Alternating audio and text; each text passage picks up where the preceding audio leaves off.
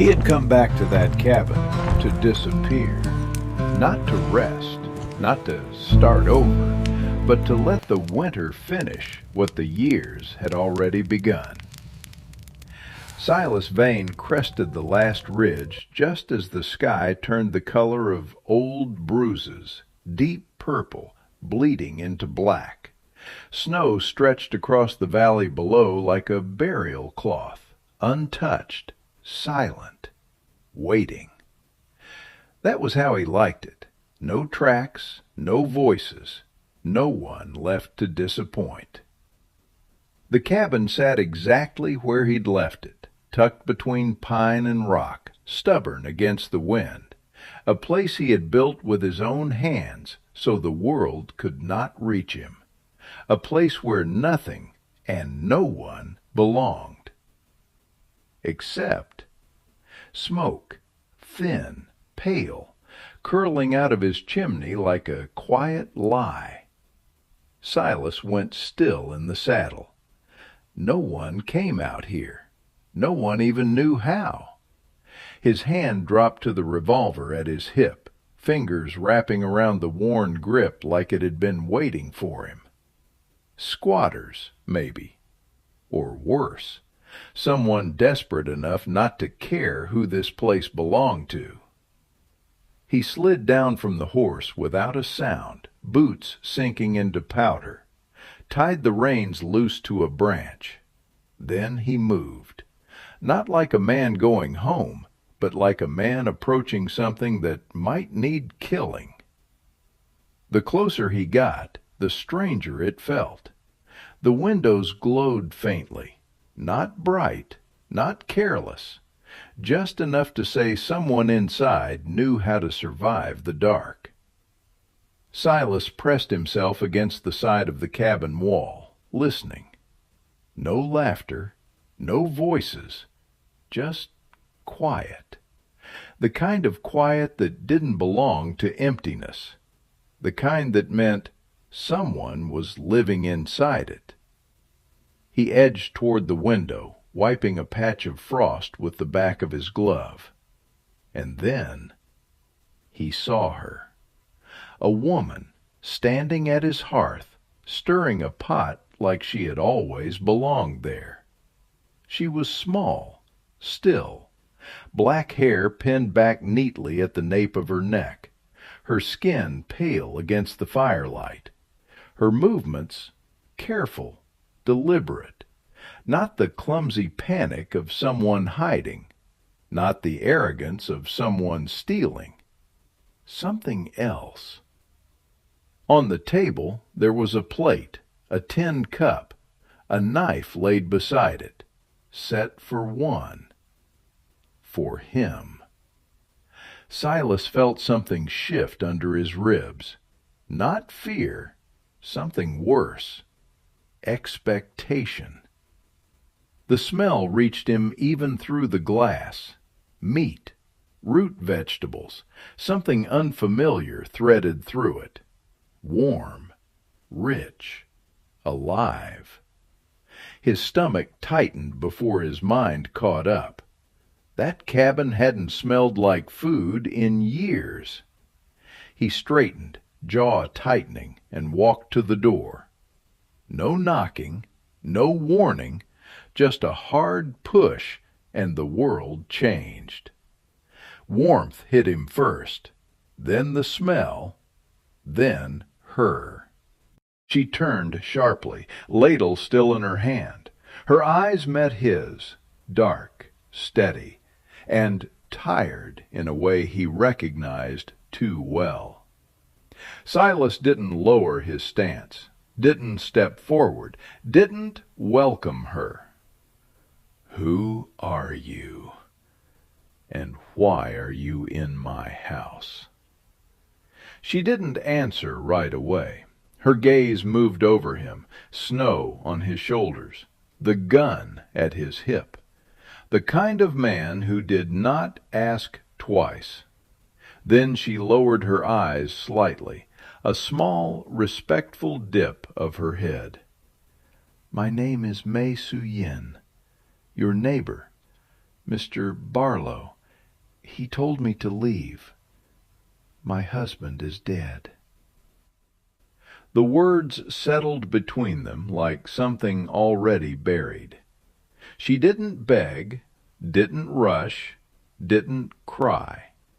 She just stood there, holding that ladle, like the only thing keeping her in place was the thin line between being allowed to stay or being thrown back into the snow. Silas glanced around the room.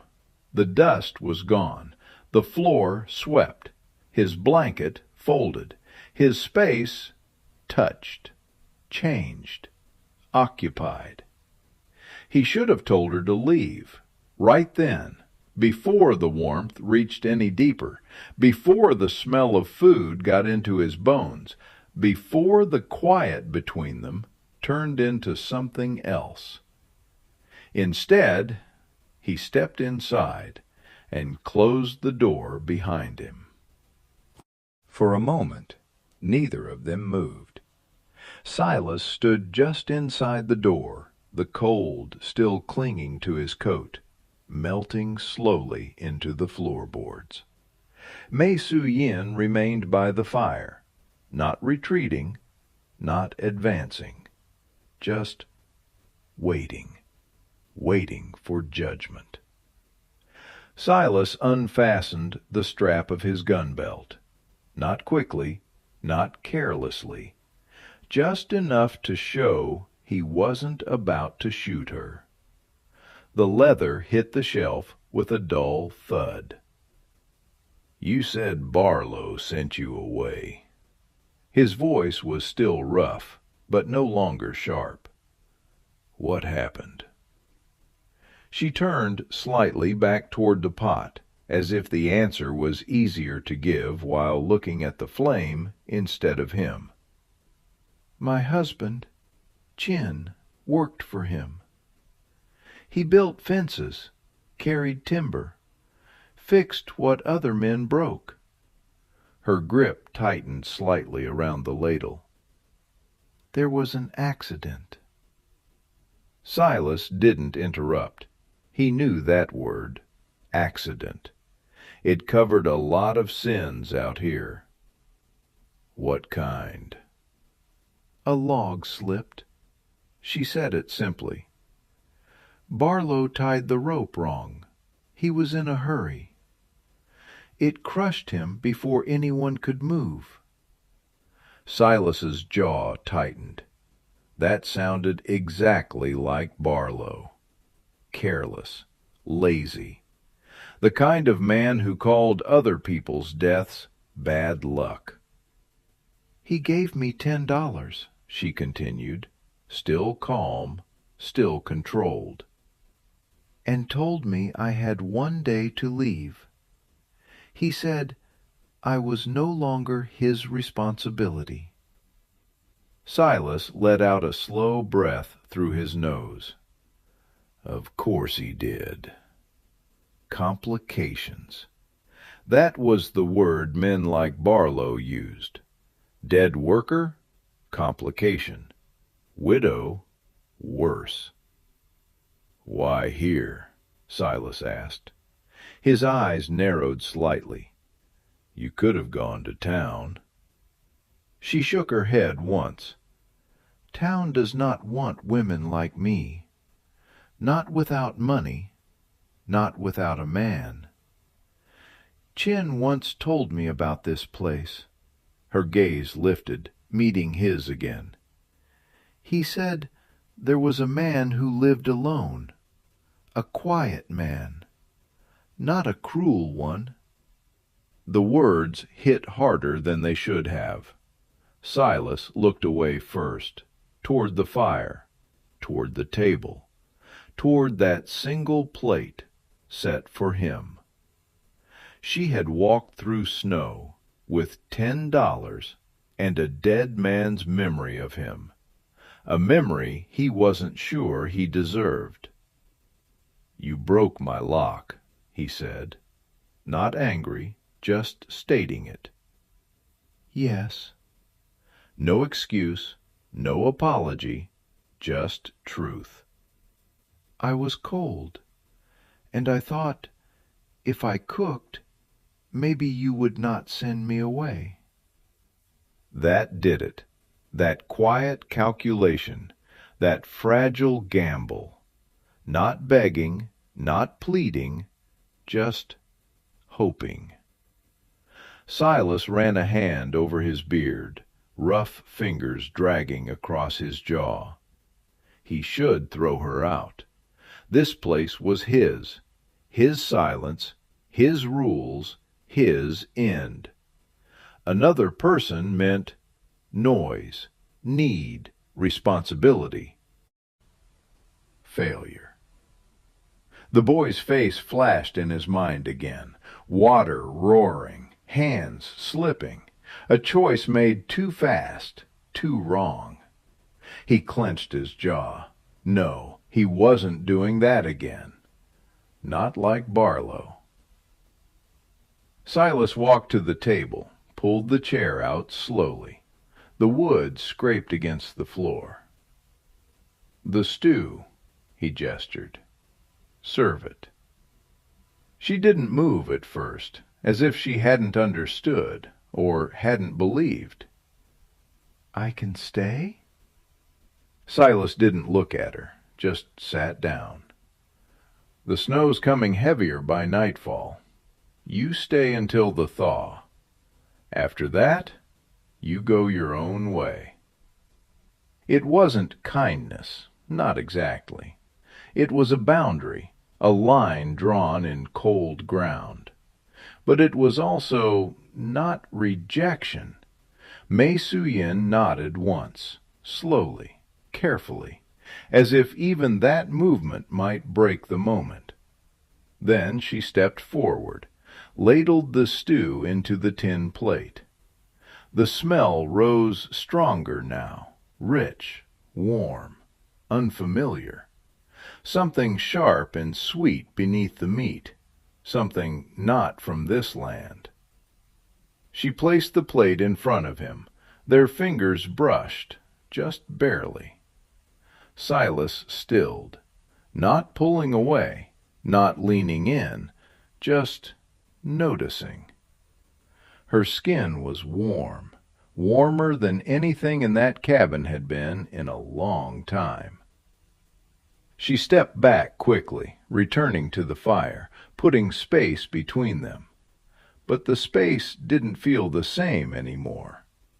Silas picked up the spoon, took a bite, then another, then slower, tasting. It was the best thing he'd eaten in months, maybe longer. "What's in it?" "Ginger," she answered, "and star anise. I carried them from home." Home. That word hung there, between a man who came back here to die and a woman who had nowhere left to go. Silas kept eating, but something inside him, something cold, something buried, shifted.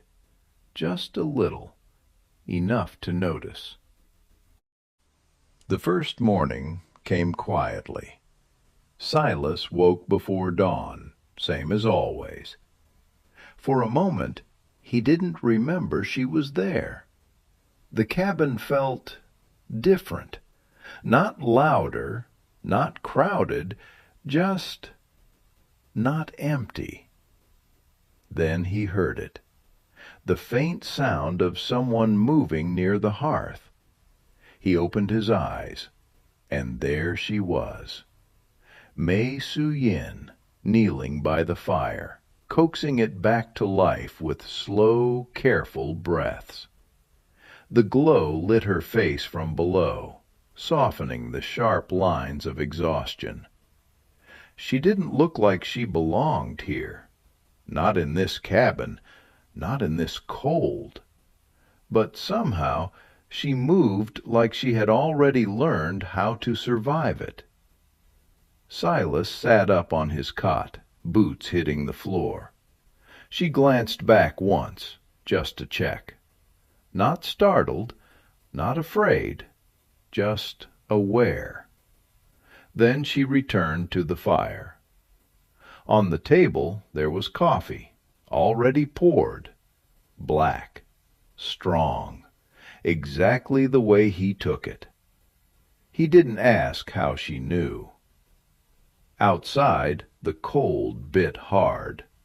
Silas worked through it like he always did, splitting logs, stacking them high, keeping his body moving so his thoughts wouldn't.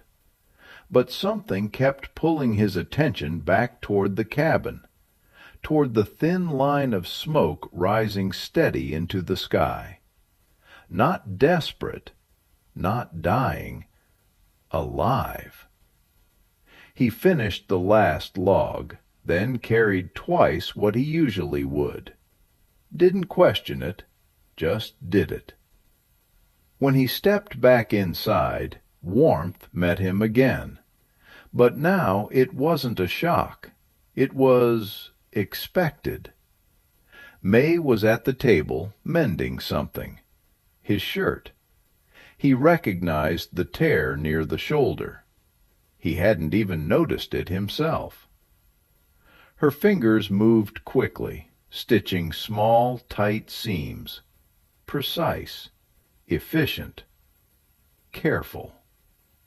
Silas leaned the wood by the wall, watched her for a second longer than necessary. Then, "You don't have to do that." She didn't look up. "If it tears more, you will lose heat. You need this." Not, "I want to help," not, "I am grateful," just, "You need this." He grunted, half agreement, half surrender. Days settled into a rhythm. Silas worked. May kept the cabin alive. She organized his pantry, quietly, without asking. Turned scattered supplies into order. Found things he thought he'd lost months ago. The cabin began to smell different. Not just smoke and leather and cold, but herbs. Something warm, something distant. Ginger, star anise. A scent that didn't belong to this land, but somehow made it feel less hostile. She cooked every evening. Simple meals, but never careless. Always intentional. One night, Silas reached for a bowl as she set it down. Their hands touched again, longer this time, not by accident. Neither of them moved right away. The fire cracked softly between them. Her skin was warm, soft, alive. Silas pulled back first, just enough. She lowered her gaze, but didn't step away immediately. Then she did, back to her side of the room. The air stayed different after that. Cultural things, small things, began to appear. She dried strips of herbs near the fire, used water differently, folded cloth with a kind of care he'd never seen. Even the way she moved through the cabin, silent, balanced, deliberate, felt unlike anyone he had known. Not weaker, not softer, just other. One afternoon, Silas came back early. The snow had eased, the sky pale. For once, the world didn't feel like it was trying to kill him. He stepped inside and stopped. There was something on the table. A single flower. Small. Purple. A winter crocus pushing through frost. He recognized it immediately. He'd seen it on the way back. Didn't think twice. Just picked it. Left it in a cup without a word. Now it stood by the window, turned toward the light, alive. May noticed him looking. "It will last longer here," she said softly. "Closer to the sun." Silas nodded once, didn't trust himself to say more. That night they sat across from each other again, eating, not talking much. But the silence was no longer empty. It held something now. Not comfort, not yet, but recognition. Two people who had both lost something they could not get back. And for the first time in years, Silas didn't rush through the meal, didn't eat like it was fuel, didn't finish and turn away. He stayed just a little longer. Winter did not arrive all at once. It pressed in, slow, relentless. By the second week, the world beyond the cabin had begun to disappear. Paths vanished under snow. Trees blurred into white shadows. The sky hung low and heavy, like it meant to stay. And then the storm came. Not wind, not weather, something alive. Something that clawed at the cabin walls like it wanted in. For 3 days they did not leave. The fire burned constantly, wood stacked lower. Silas moved less, thought more. And that was the dangerous part. On the third night, sleep didn't come. Silas sat by the fire, elbows on his knees, staring into it like it might burn something out of him. But it didn't. It never did. The storm howled harder, and in it he heard it again. Water. Roaring. Rushing. Taking. The boy's voice cut off too fast. Silas's jaw tightened, his hands curled into fists. He had buried that moment under miles of dust, under silence, under whiskey. But storms dug things back up. "You do not sleep." He hadn't heard her move, but she was there now, wrapped in a blanket, standing just behind him. He didn't turn. No. Too loud. The wind. Silence. Then, "It is not the wind. It is what you remember." That cut deeper than it should have. Silas let out a slow breath. Something in his chest shifted, cracked. "You don't know anything about it." "No, I do not. But I know what it looks like when a man is being eaten from the inside." That did it. Silas leaned back slightly, eyes still on the fire. Then, without looking at her, he spoke. There was a boy. Sam. First drive I took after winter. He trusted me. I told him where to cross. The river looked calm. It wasn't. Silas swallowed hard, his voice roughened. I saw it too late. I could have called him back. I should have. But I didn't. I chose to keep the herd moving. Chose the money, the job, the men watching me, over him. He went under before I even turned the horse. Silas finally looked up, not at her, at nothing. I heard him once. That was it. I didn't even try long enough. That's the truth. The storm raged outside, but inside everything had gone still. May didn't speak right away. Closer, didn't rush to fill the space. She just sat there, a few feet from him, letting the weight of it exist. Then, quietly, "In my village, when someone carries sorrow for too long, we make a small boat. Paper, light, fragile. We place the sorrow inside it, and we send it down the river." Silas let out a bitter breath. That doesn't change anything. It doesn't bring him back. No, it does not. But it means you are no longer the one drowning with him. That landed. Not like comfort, not like forgiveness, but like something possible. Silas stared into the fire. Then, slowly, his shoulders dropped, just a little. I don't deserve to let it go.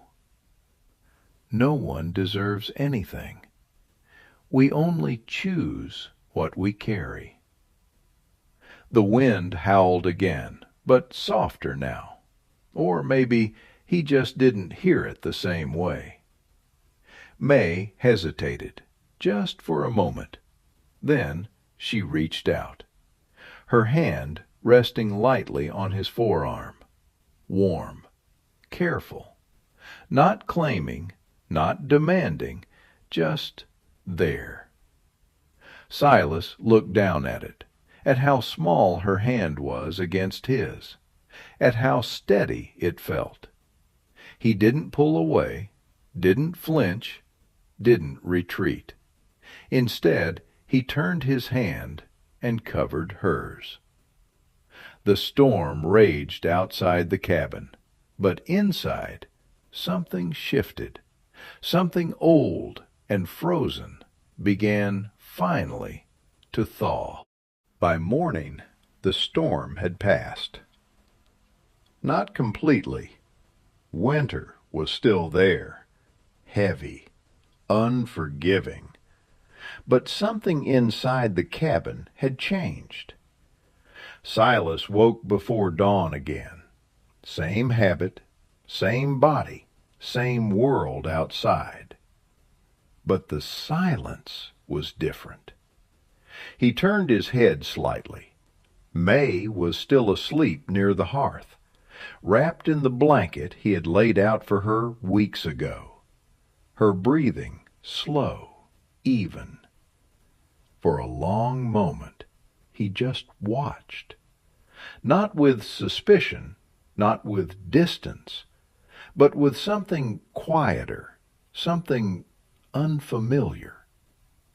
Care. That day he worked, like always, but not like before. He cleared a wider path from the door to the woodpile, packed the snow down firm so her steps wouldn't sink. He fixed the loose hinge on the door, the one that let cold air slip through at night. Didn't mention it, just did it. When he came back inside, May noticed. Of course she did. She noticed everything. You changed the path. It was uneven. He shrugged, not looking at her. Didn't like it. But she understood. Evenings grew longer, quieter, warmer. They still didn't speak much, didn't need to. Sometimes she would sit close to the fire, sewing. He would sit across from her, cleaning his gear. The space between them no longer sharp, no longer guarded, just shared. One night, Silas reached for his coat, then paused, walked over to the peg, and took down another one, thicker, warmer. He set it near her bedroll, didn't say anything, didn't explain.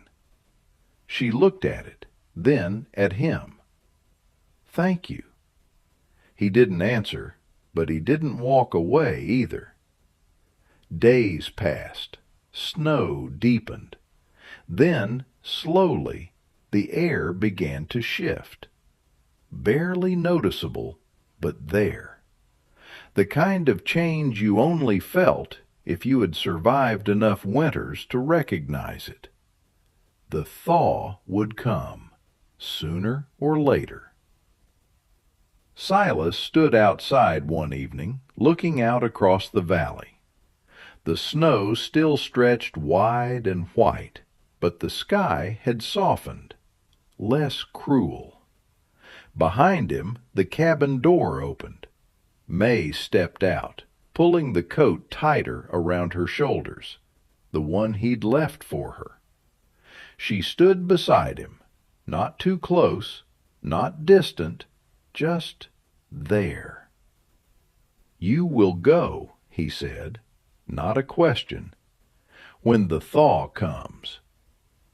She didn't answer right away. Her eyes stayed on the horizon. Yes, that was the agreement.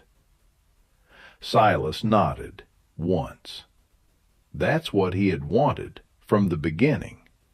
No one staying, no one needing, no one leaving anything behind. But now it didn't feel the same. The thought of that door closing again, of the fire burning alone, of the silence returning to what it had been, felt heavier than the storm ever had. May turned slightly, looking at him now. "You came here to be alone." "Yes." "And now?" Silas didn't answer immediately, didn't have the words, didn't trust them.